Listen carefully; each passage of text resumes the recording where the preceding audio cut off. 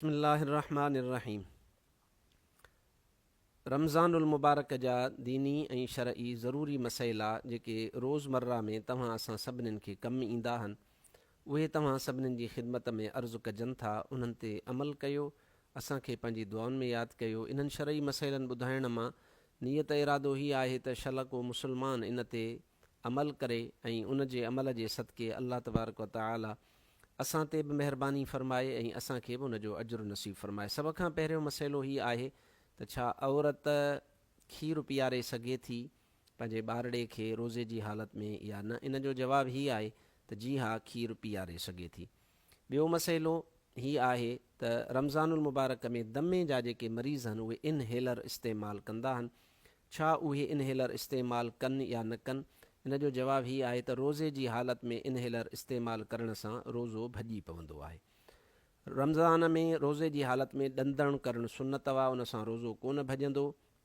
ख़ुशबू इस्तेमालु करे सघिजे थी, उन सां रोज़ो कोन भॼंदो। वार ठाहे सघिजनि था, उन सां रोज़ो कोन भॼंदो। नह लाहे सघिजनि था, रोज़ो उन सां कोन भॼंदो। अलबत्ता पेस्ट वग़ैरह जेका आहे उहा रोज़े जी हालत में न कजे। असांजी तहक़ीक़ इहा आहे त इन सां रोज़ो मकरूह थींदो आहे। जेकॾहिं रोज़े जी हालत में तड़ पइजी वञे त उन सां रोज़े ते को बि फ़र्क़ु न पवंदो आहे।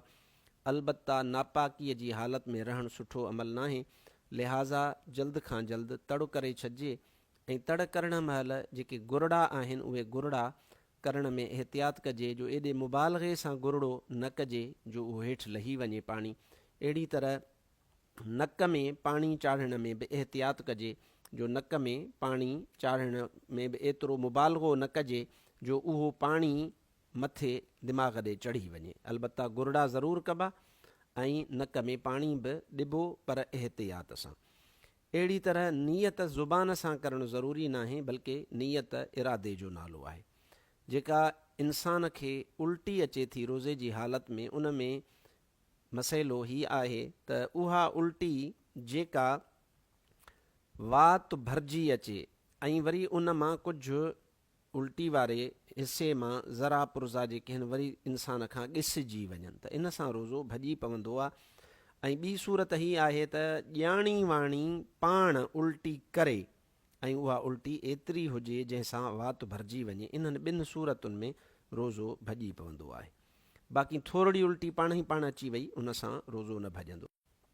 हिते विच ते हिकु ॻाल्हि तव्हांखे ज़हन में रखां त के माण्हू जेके आहिनि उहे मसइले खे सम्झी न सघंदा आहिनि ऐं असां मसइलो बयानु कंदासीं, पोइ उन्हनि जी जवाब में जवाबी कार्रवाई जे तौर ते हेठां किताबनि जा हवाला पिया ॾींदा या ॿियनि आलिमनि जा कौल पिया पेश कंदा त फ़िलाणो त हीअं थो चवे। त इहा ॻाल्हि ज़हन में रखो त कुझु अहिड़ा मसइला जेके इज्तिहादी आहिनि, उसूली न आहिनि, बल्कि फ़रई ऐं फ़िक़ही मसइला आहिनि। इन में हर आलिम जी पंहिंजी तहक़ीक़ आहे।